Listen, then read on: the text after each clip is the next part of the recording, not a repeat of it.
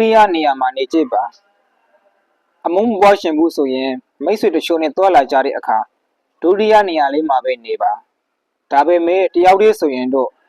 ကိုယ်ပိုင်ကဘာတစ်ခုကိုဖန်တီးပြီးတွာလာပါကျွန်တော်ရဲ့တကူရေးစားအမြင်စားကိုဖတ်ပြရှင်နေပဲငါ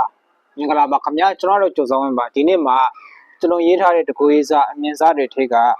ဒုတိယနေရာမှာနေကြပါဆိုတဲ့တကူရေးစားအမြင်စားကိုဖတ်ပြရှင်ပါတယ်ခင်ဗျာဒုတိယနေရာမှာနေကြပါ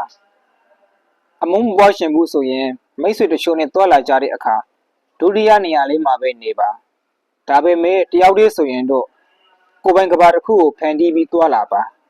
ပိတ်ရင်းကြီးတဲ့တငယ်ချင်းတွေကြားထဲမှာနေရာဆိုတာမလိုအပ်ဘူးလားလို့လေဒီနေရာမှာနေရာဆိုတာကိုအပေါ်ရန်ရုပ်ဝတ္ထုကိုပြောရှင်ပါတယ်ပြောမနာဆိုမနာတငယ်ချင်းတွေကြားထဲမှာဆိုရင်ဒီအပေါ်ရန်ရုပ်ဝတ္ထုဆိုတာလင်းနီးစောလောက်တောင်မှအသုံးမတည့်တော့ပါဘူးမိတ်ဆွေတချို့နဲ့တွာလာတဲ့အခါမှာတော့ကိုကသူတို့နဲ့ရှင်ရင်နေပဲသူတို့တွေတာရမယ်ဆိုပြီးတွာလာမယ်ဆိုရင်မိတ်ဆွေကနေတငယ်ချင်းအဖြစ်ကိုရောက်လာမှာမဟုတ်တော့ပါဘူးတချို့ကသူ့ကိုတစ်ဖက်လူကအထင်သေးသောမှာကြောက်လို့အပေါ်ရင်တွေကိုလိုတာတဲ့ပို့ပြီးဝဲကြပါတယ်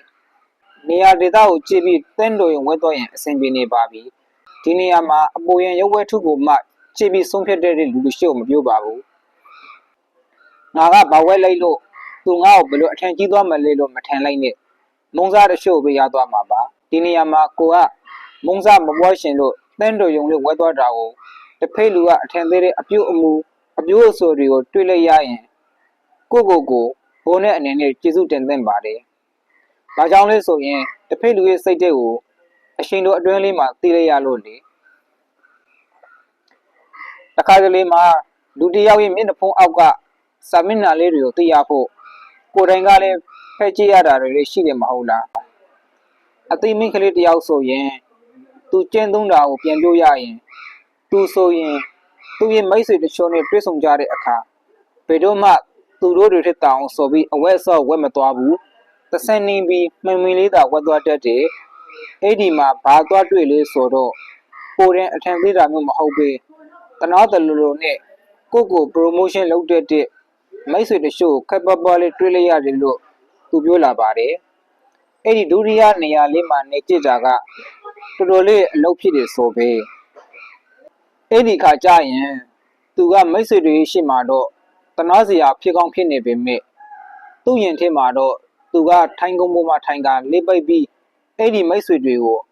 ပိုတနာစရာကောင်းလာအောင်တွေးပြီးပြုံးပြုံးလေးလေးရှင်းနေတတ်တာတဲ့လေနောက်ပြီးသူပြောပါသေးတယ်လူတော်တော်များများကရောင်စုံမီးအောင်လေးတွေနဲ့အလားဆင်ထားကြတဲ့အရင်မျက်နှာစာလေးကိုပဲကြည့်ပြီးလှလိုက်တာဆိုပြီးဆုံးဖြတ်တတ်ကြပါတယ်ဒါပေမဲ့အဲ့ဒီအင်ထစ်ကရေချိုးခန်းထဲမှာပုတ်ဆိုနေနေကြတဲ့အဝက်တွေဗီဇန်ထင်းမှာပိုဟက်တစ်မိုတစ်နန်ဆိုပြီးမဆရသေးတဲ့ပကံပြားတွေရှိနေတယ်ဆိုတာကိုမတွေ့မကြဘူးလို့ပြောပါတယ်သူပြောတာလေးကတကယ်တမ်းတွေးကြည့်မယ်ဆိုရင်ဟုတ်နေတာပဲအခုတော့အဲ့ဒီသူငယ်ချင်းကနိုင်ငံခြားမှာအမှုပညာနဲ့ဆက်နေတဲ့အလုပ်တစ်ခုကိုလုပ်နေပြီတခါတလေသူ့ရဲ့ social media မှာအဝက်အစားကိုကပိုကရိုဝက်ပြီးမျက်နှာပြောင်တလဲနဲ့ရှောက်သွားနေတဲ့ပုံလေးတွေကိုတင်တတ်ပါတယ်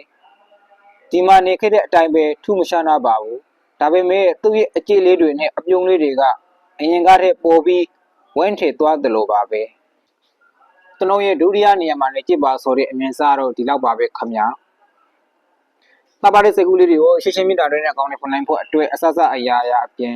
ကျင်းမာရေးတွေလည်းပုံကူးစင်နိုင်ကြပါစေခင်ဗျာကျင်းမာပါစေပြည့်ရှင်ပါစေနှလုံးစိတ်ဝင်အေးရှင်းကြပါစေခင်ဗျာ